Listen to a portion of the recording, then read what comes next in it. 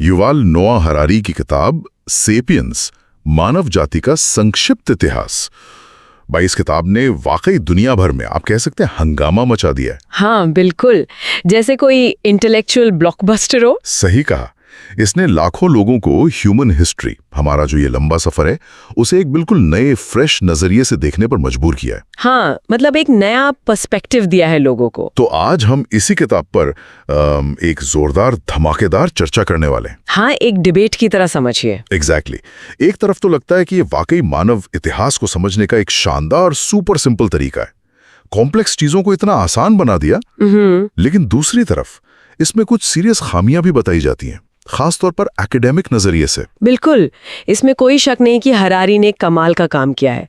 उन्होंने वो cognitive revolution से लेकर एग्रीकल्चरल, फिर साइंटिफिक रेवोल्यूशंस तक एक बहुत ही दिलचस्प कहानी बुनी है। हाँ, कहानी तो ग्रिपिंग है। हिस्ट्री, साइंस, फिलॉसफी, सोशियोलॉजी, सबको मिलाकर इंसानों के डेवलपमेंट को समझाने की कोशिश की है उन्होंने। और जो मुश्किल आइडियाज हैं उन्हें आम पाठक के लिए बहुत एक्सेसिबल बनाया है। हाँ, एक्सेसिबिलिटी तो इसकी की है, ये तो मानना पड़ेगा। हाँ, लेकिन वहीं दूसरी तरफ हैं तीखी आलोचनाएं, शार्प क्रिटिक्स। वो भी कम नहीं है। जैसे यूरोसेंट्रिक बायस का आरोप है, मतलब यूरोपीय नजरिए का भारी झुकाव, ओवर सिंप्लीफिकेशन, चीजों को जरूरत से ज्यादा आसान बना देना।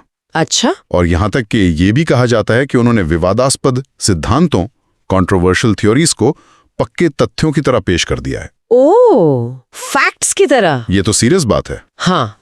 तो चलिए फिर इस पूरी बहस की गहराइयों में उतरते हैं, देखते हैं कि हरारी की सेपियंस आखिर हमारे मानव इतिहास की कितनी सच्ची, कितनी पूरी तस्वीर पेश करती है। बिल्कुल, शुरू करते। तो देखिए, हरारी का सबसे बड़ा कमाल शायद यही है कि उन्होंने 70,000 साल के लंबे उलझे हुए इतिहास को एक ऐसी कहानी बना दिया जिसे कोई भी पढ़ और समझ सकता है। हाँ, ये बात तो है, रीडेबिलिटी बहुत है। हिस्ट्री, साइंस, फिलॉसफी, सबको ऐसे मिलाया है कि अप्रोच एकदम यूनिक लगती है।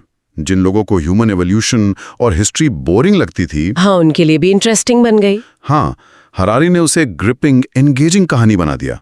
पढ़ते हुए लगता ही नहीं कि आप हिस्ट्री क्लास में हैं, जैसे किसी दोस्त से बात कर रहे हो। हाँ, पॉपुलैरिटी तो जबरदस्त है, इसमें कोई शक नहीं। उन्होंने मुश्किल कॉन्सेप्ट्स को बड़े सरल तरीके से पेश किया है, ये सच है। तो फिर दिक्कत क्या है? लेकिन यहीं से सवाल उठता है, क्या इस सिंप्लीफिकेशन, इस सरलीकरण की कोई कीमत चुकानी पड़ी है? क्रिटिक्स यही कहते हैं। अच्छा, क्या कीमत? उनका मानना है कि इतने बड़े दायरे, इतने एक्स्ट्रॉर्डिनरी स्कोप, सोचे 70,000 साल, उसको समेटने के चक्कर में हरारी ने अक्सर स्वीपिंग जनरलाइजेशंस का सहारा लिया है। Sweeping generalisations? एग्जैक्टली। मतलब बहुत बड़े बड़े दावे कर दिए। हाँ, मतलब व्यापक सामान्यीकरण। दिक्कत यह है कि इससे अलग अलग संस्कृतियों, समाजों और समय की जो बारीकियां हैं, जो कॉम्प्लेक्स रियलिटीज हैं, वो मिस हो जाती हैं। हाँ, वो कहीं खो जाती हैं। हाँ। जब आप हजारों सालों और अनगिनत इंसानी समुदायों को एक ही नैरेटिव में फिट करने की कोशिश करते हैं, तो अक्सर न्यूआंस गायब हो जाता है। स्पेसिफिक डिटेल्स जो किसी कल्चर या दौर को यूनिक बनाते हैं, वो नजरअंदाज हो जाते हैं। तो सवाल ये है कि क्या ये सिंप्लीफिकेशन एक तरह का ओवर सिंप्लीफिकेशन बन गया? तो पहला बड़ा सवाल यही खड़ा होता है, क्या हरारी ने हिस्ट्री को जरूरत से ज्यादा सिंप्लीफाई कर दिया है, या फिर उन्होंने जानबूझकर एक ऐसा नैरेटिव, एक ऐसी कहानी बुनी जो आम इंसान भी आसानी से समझ सके और इतिहास से जुड़ सके? मतलब एक्सेस बढ़ाने के लिए थोड़ी एक्यूरेसी कम कर दी। हाँ, ये इस बहस का एक सेंट्रल पॉइंट है। क्या एक्सेस बढ़ाने के लिए नुआंस की कुर्बानी जायज है, या ये इतिहास के साथ नाइंसाफी है? चलिए आगे बढ़ते रेवोल्यूशंस पर। कॉग्निटिव रेवोल्यूशन वाला आइडिया तो सच में मतलब दिमाग हिला देता है। हाँ, वो तो है, काफी फैसिनेटिंग कॉन्सेप्ट है। कैसे लगभग 70,000 साल पहले हमारे सोचने का तरीका बदला, कैसे लैंग्वेज, इमेजिनेशन और सबसे जरूरी कलेक्टिव मिथ्स यानी सामूहिक कहानियां, इन्होंने हमें होमो सेपियंस को बाकी जानवरों से बिल्कुल अलग और डोमिनेंट बना दिया। हाँ, वो कहते हैं कि भाषा सिर्फ जानकारी देने का टूल नहीं थी। एग्जैक्टली, बल्कि इसने हमें वो चीजें बनाने और उनमें विश्वास करने की शक्ति दी जो असल में हैं ही नहीं, जैसे भगवान, देश, पैसा, कानून, कंपनीज, नेशंस, ये सब। हाँ, और इसी वजह से हम लाखों की संख्या में कोऑपरेट कर पाए, जो कोई और जानवर नहीं कर सकता। ये तो कमाल का इंसाइट है। बिल्कुल, ये आइडिया सुनने में बहुत पावरफुल लगता है। और नियांडरथॉल्स क्यों गायब हो गए, इस पर उनका एक्सप्लेनेशन कि हमारा कोऑपरेशन बेहतर था, सोचने पर मजबूर करता है। हाँ। लेकिन यहीं पर एकेडमिक वर्ल्ड सवाल उठाता है। क्या सवाल? क्या ये सब कुछ साइंटिफिकली प्रूवन है? क्या ये एस्टैब्लिश्ड फैक्ट है? अच्छा, मतलब ये सिर्फ थ्योरीज हैं, पक्का नहीं है? काफी हद तक। क्रिटिक्स कहते हैं कि हरारी अक्सर विवादास्पद या अनप्रूवन थ्योरीज, खासकर एवोल्यूशनरी साइकोलॉजी से लिए गए विचारों को आम जनता के सामने पक्के तथ्यों की तरह पेश कर देते हैं। एवोल्यूशनरी साइकोलॉजी वाले आइडियाज जैसे हमारे आज के बिहेवियर को लाखों साल पुराने सर्वाइवल इंस्टिंक्ट से समझाना। कॉग्निटिव रेवोल्यूशन का असल ट्रिगर क्या था? क्या वो कोई जेनेटिक म्यूटेशन था? पता नहीं। एग्जैक्टली। गपशप यानी गॉसिप की भूमिका कितनी अहम थी बड़े ग्रुप्स बनाने में? ये सब एकेडमिक दुनिया में गर्मा गर्म बहस के मुद्दे हैं, सेटल्ड साइंस नहीं है। ओह, तो इन्हें फैक्ट्स की तरह पेश करना। हाँ, वो थोड़ा प्रॉब्लमैटिक हो सकता है।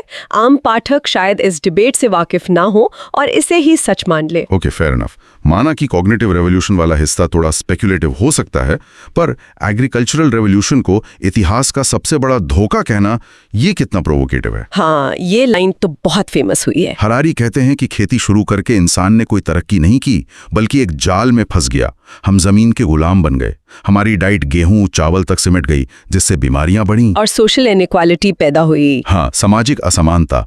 वो तो यहां तक कहते हैं कि शायद हंटर गैदरर्स हमसे ज्यादा आजाद, स्वस्थ और शायद खुश भी थे। प्रोवोकेटिव तो है, इसमें कोई दो राय नहीं, और इसने लोगों को खेती के परिणामों पर नए सिरे से सोचने पर मजबूर भी किया है। हाँ, सोचने पर तो मजबूर किया है। लेकिन कई विशेषज्ञ, खासकर आर्कियोलॉजिस्ट और इतिहासकार, इसे आर्कियोलॉजिकल और हिस्टोरिकल एविडेंस की एक भारी ओवर सिंप्लीफिकेशन मानते हैं, शायद मिसलीडिंग भी। मिसलीडिंग कैसे? हाँ, ये सच है कि शुरुआती किसानों का जीवन मुश्किल था। डाइट सीमित हुई, बीमारियां फैलीं, मेहनत बढ़ी।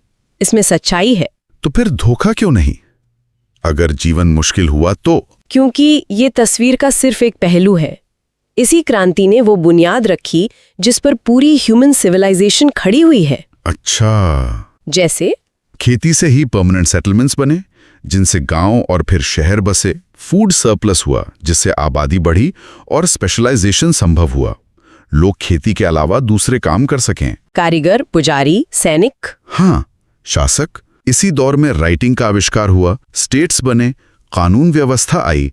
तो सिर्फ धोखा कह देना इसकी पूरी कॉम्प्लेक्सिटी को, इसके दूरगामी परिणामों को नजरअंदाज करना है। ये भी सही है, मतलब फायदे भी थे, नुकसान भी। बिल्कुल। यहां सवाल ये उठता है कि क्या हम इसके फायदों और नुकसानों को एक बैलेंस तरीके से देख रहे हैं या सिर्फ एक प्रोवोकेटिव एंगल पर फोकस कर रहे हैं। अच्छा पॉइंट है। चलिए अब उन चीजों पर आते हैं जिन्होंने इंसानों को जोड़ा, मनी, एम्पायर्स और रिलीजन। हरारी ने इन यूनिवर्सल फोर्सेस को बड़ी खूबसूरती से समझाया है। हाँ, ये वाला हिस्सा भी काफी दिलचस्प है। कैसे मनी एक ऐसा यूनिवर्सल ट्रस्ट सिस्टम बना जिस पर अजनबी भी भरोसा कर सकते हैं। कैसे एम्पायर्स ने अलग अलग कल्चर्स को एक बड़े पॉलिटिकल फ्रेमवर्क में लाया, भले ही जबरदस्ती से। और रिलीजन ने शेयर्ड बिलीव्स के जरिए बड़े पैमाने पर कॉपरेशन संभव किया। बिल्कुल, जिससे विशाल समाज बन सके। साइंटिफिक रेवोल्यूशन और कैपिटलिज्म का एनालिसिस भी कमाल का है कि कैसे इन्होंने मॉडर्न वर्ल्ड को शेप किया। लगता तो है कि एक ग्लोबल पर्सपेक्टिव देने की कोशिश की गई है। कोशिश तो है, और मनी, एम्पायर, रिलीजन पर उनका एनालिसिस वाकई दिलचस्प है। खासकर ये विचार कि ये सब भी एक तरह के कलेक्टिव फिक्शंस या इमेजिन रियलिटीज हैं। हाँ, जिन पर हम सब सहमत हो गए हैं। लेकिन यहीं पर आलोचकों का सबसे मजबूत तर्क सामने आता है, यूरोसेंट्रिक बायस का। यूरोसेंट्रिक बायस, हाँ, मतलब वही यूरोपियन नजरिए वाला पॉइंट। हाँ, यानी पूरी कहानी मुख्य रूप से यूरोप के नजरिए से कही गई है। बिल्कुल। मतलब नॉन वेस्टर्न हिस्ट्री को कम जगह मिली है। बिल्कुल। नॉन वेस्टर्न हिस्ट्री कहाँ है? सिंधु घाटी सभ्यता का जिक्र बहुत ब्रीफ है। प्राचीन भारतीय दर्शन, चारवाक, सांख्य, बौद्ध, जैन, शून्य का आविष्कार, इनका क्या? इनका जिक्र नहीं है ज्यादा। बहुत कम। या फिर पूर्वी एशिया, चीन का लंबा इतिहास, उसकी खोजें, अफ्रीका के महान राज्य, मेसोअमेरिका की सभ्यताएं, या इस्लामिक गोल्डन एज के वैज्ञानिक योगदान, अलजेब्रा, एस्ट्रोनॉमी, मेडिसिन। अरे हाँ, इनका तो बहुत कंट्रीब्यूशन रहा है। इन सबको या तो बहुत कम जगह मिली है या फिर उन्हें अक्सर यूरोपीय इतिहास के रेफरेंस पॉइंट से ही देखा गया है, जैसे कि उनकी अपनी कोई इंडिपेंडेंट इंपॉर्टेंस ही ना हो। तो सवाल उठता है कि अगर नॉन वेस्टर्न सिविलाइजेशंस और फिलॉसफीज को बराबर का इंपॉर्टेंस दिया होता, उनकी अचीवमेंट्स को डिटेल में बताया होता, तो क्या सेपियंस एक ज्यादा कंप्लीट और पावरफुल बुक होती? यकीनन इससे न सिर्फ इतिहास की ज्यादा सच्ची तस्वीर सामने आती, बल्कि ये हरारी के अपने तर्क को और मजबूत करता कि मानव जाति कलेक्टिव मिथ्स से जुड़ी है। ये दिखाता कि अलग-अलग संस्कृतियों ने कैसे अपने यूनिक मिथ्स गढ़े। सही बात है। और ये कमी सिर्फ इतिहास तक ही सीमित नहीं है। दर्शन, धर्म और संस्कृति को मुख्य रूप से कलेक्टिव फिक्शंस या सहयोग के साधन तक सीमित कर देना उनकी नैतिक, अस्तित्ववादी और आध्यात्मिक गहराई को नजरअंदाज करता है। मतलब इसे थोड़ा और समझाएंगी? धर्म सिर्फ कॉपरेशन का टूल नहीं है। हरारी का झुकाव साफ तौर पर एक मटीरियलिस्ट, लाइफ साइंस पर्सपेक्टिव की ओर है। वो हर चीज को बायोलॉजी, इवोल्यूशन और मटेरियल फैक्टर्स से समझाने की कोशिश करते हैं। हाँ, ये तो दिखता है किताब में। ये अपने आप में गलत नहीं है, लेकिन इससे मानव अनुभव के वो पहलू छूट जाते हैं जिन्हें मापा नहीं जा सकता। नॉन क्वांटिफाइबल एस्पेक्ट्स जैसे चेतना, सब्जेक्टिव एक्सपीरियंस, प्यार, दुख, कला का अनुभव, जीवन के अर्थ की खोज। क्या धर्म सिर्फ कॉपरेशन का टूल है या लोगों के लिए इसका कोई गहरा व्यक्तिगत आध्यात्मिक अर्थ भी है? हाँ, बिल्कुल होता है। क्या फिलॉसफी सिर्फ एक दिमागी कसरत है या जीवन जीने का तरीका भी? इन पहलुओं पर हरारी ज्यादा ध्यान नहीं देते। ये एक तरह से दुनिया को देखने के एक खास वेस्टर्न सेक्युलर नजरिए को यूनिवर्सल बना देता है। यही बात साइंटिफिक रेवोल्यूशन पर भी लागू होती है। इसे मुख्य रूप से पश्चिमी घटना के रूप में प्रस्तुत किया गया है, जबकि चीन, भारत और मध्य पूर्व में इसके महत्वपूर्ण ग्लोबल इंटेलेक्चुअल प्रीकर्सर्स मौजूद थे। अच्छा, जिन्होंने यूरोपियन साइंटिफिक रेवोल्यूशन के लिए ग्राउंड वर्क किया। हाँ, कह सकते हैं। उन्हें पूरा श्रेय नहीं दिया गया है। ये तो काफी गंभीर क्रिटिक्स हैं, लेकिन फिर भी ये तो मानना पड़ेगा कि हरारी ने दुनिया भर में लाखों लोगों को हिस्ट्री में दिलचस्पी लेने पे मजबूर किया है। हाँ, इम्पैक्ट तो अनडिनाइबल है। उन्हें हमारे अतीत, वर्तमान और भविष्य के बड़े सवालों पर सोचने के लिए इंस्पायर किया है। किताब सिर्फ अतीत की बात करके रुक नहीं जाती। नहीं, बिल्कुल नहीं। फ्यूचर पर भी काफी फोकस है। Happiness, purpose, future of humanity, जिसमें एआई और बायोटेक्नोलॉजी जैसे मुद्दे शामिल हैं, इन सब पर जबरदस्त चर्चा छिड़ती है। हाँ, क्या हम पहले से ज्यादा खुश हैं? टेक्नोलॉजी हमें कहाँ ले जा रही है? क्या इंसान खुद को अपग्रेड करके भगवान बनने की कोशिश कर रहा है? ये सवाल सिर्फ इतिहास के नहीं, दर्शन के भी हैं। तो इसका मतलब क्या है? इसका इम्पैक्ट तो बहुत बड़ा है। प्रभाव तो निर्विवाद है। इसने इतिहास को यूनिवर्सिटी सेमिनार रूम से निकालकर कॉफी टेबल कॉन्वर्सेशंस का हिस्सा बना दिया। लोगों को बड़े सवाल पूछने पर मजबूर किया। ये इसकी बहुत बड़ी अचीवमेंट है। तो फिर चिंता क्या है? लेकिन सवाल फिर वही आता है, क्या ये पॉपुलैरिटी, ये अपील, एक्यूरेसी और न्यूआंस की कीमत पर हासिल की गई है? यही मुख्य चिंता है। तो आप कह रही हैं कि पॉपुलैरिटी और एक्यूरेसी में एक तरह का ट्रेड ऑफ हुआ है? कई आलोचक ऐसा ही मानते हैं। विवादास्पद सिद्धांतों को तथ्यों के रूप में प्रस्तुत करना, जटिल ऐतिहासिक प्रक्रिया को जरूरत से ज्यादा सरल बनाना, यूरोसेंट्रिज्म। हाँ, गैर पश्चिमी इतिहास और दर्शन को हाशिए पर रखना और अनजाने में ही सही एक विशेष western liberal scientific materialist framework को यूनिवर्सल ट्रूथ की तरह बढ़ावा देना, ये सब प्रॉब्लमैटिक हो सकता है, खासकर उनके लिए जो इसे ही सच मान लें। एग्जैक्टली। इसलिए ये किताब पढ़ते समय क्रिटिकल थिंकिंग रखना बेहद जरूरी है। ये समझना जरूरी है कि ये इतिहास का अंतिम शब्द नहीं, बल्कि एक व्याख्या है, एक कहानी है। बेशक एक बहुत पावरफुल और थॉट प्रोवोकिंग कहानी। तो आखिर में हम सेपियंस को कैसे देखें? क्या ये एक गेम चेंजर किताब है जिसने इतिहास पढ़ने का तरीका बदल दिया, या ये एक फ्लॉड मास्टरपीस है, शानदार पर गंभीर कमियों के साथ? हाँ, ये एक जबरदस्त कॉन्वर्सेशन स्टार्टर तो यकीनन है। बिल्कुल। इसका मूल्यांकन इस बात पर निर्भर करता है कि पाठक इसे कैसे लेता है। क्या वो इसे सच मानकर पढ़ता है या फिर इसे एक विचारोत्तेजक नैरेटिव के रूप में देखता है जिसका क्रिटिकली एग्जामिन किया जाना चाहिए, जिसकी कमियों को पहचाना जाना चाहिए। हाँ, इसकी लोकप्रियता ही इसकी सबसे बड़ी ताकत भी है और शायद सबसे बड़ी कमजोरी भी। ताकत इसलिए कि इसने लाखों लोगों तक इतिहास पहुंचाया, कमजोरी इसलिए कि इसकी संभावित कमियां और बायसेस भी लाखों लोगों तक बिना चेतावनी के पहुंचे। और यहाँ एक उत्तेजक विचार है आगे सोचने के लिए। हरारी किताब के अंत में भविष्य की बात करते हैं, एआई, बायोटेक, जेनेटिक इंजीनियरिंग। हाँ, कि होमो सेपियंस बदल सकते हैं, एक नई स्पीशीज बन सकते हैं। हाँ, पोस्ट ह्यूमन। वो कहते हैं कि हम शायद अपनी बायोलॉजी को हैक कर लेंगे, इंटेलिजेंस बढ़ा लेंगे, शायद इमॉर्टैलिटी की तरफ भी बढ़ें।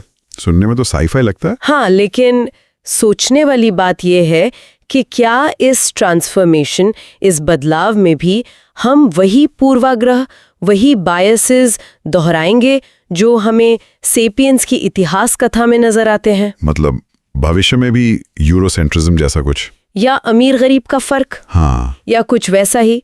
क्या पोस्ट ह्यूमन भविष्य भी नेचुरली अनइक्वल होगा, जहां सिर्फ अमीर और ताकतवर लोग ही खुद को अपग्रेड कर पाएंगे? ये तो हो सकता है। क्या ये भविष्य भी कल्चरली स्क्यूड होगा, जहां दुनिया को देखने के कुछ खास तरीकों, शायद वेस्टर्न टेक फोकस्ड, को ही बढ़ावा मिलेगा और बाकी मानवीय अनुभव पीछे छूट जाएंगे? क्या भविष्य का इतिहास लिखते समय भी हम कुछ कहानियों को नजरअंदाज कर देंगे और कुछ को जरूरत से ज्यादा अहमियत देंगे? ये सवाल सेपियंस की कहानी से ही निकलते हैं। वाली बात है। तो ये थी हमारी जोरदार बहस सेपियंस पर। उम्मीद है आपको पसंद आई होगी। हाँ, काफी इंटरेस्टिंग डिस्कशन रहा। तो ये चर्चा आपको कैसी लगी हमें जरूर बताएं। लाइक करें, कमेंट करें और शेयर करना ना भूलें। अपने परिवार और दोस्तों के साथ इसे साझा करें और ज्ञान के इस सफर में और लोगों को शामिल करें, क्योंकि मानव जाति की कहानी अभी खत्म नहीं हुई है।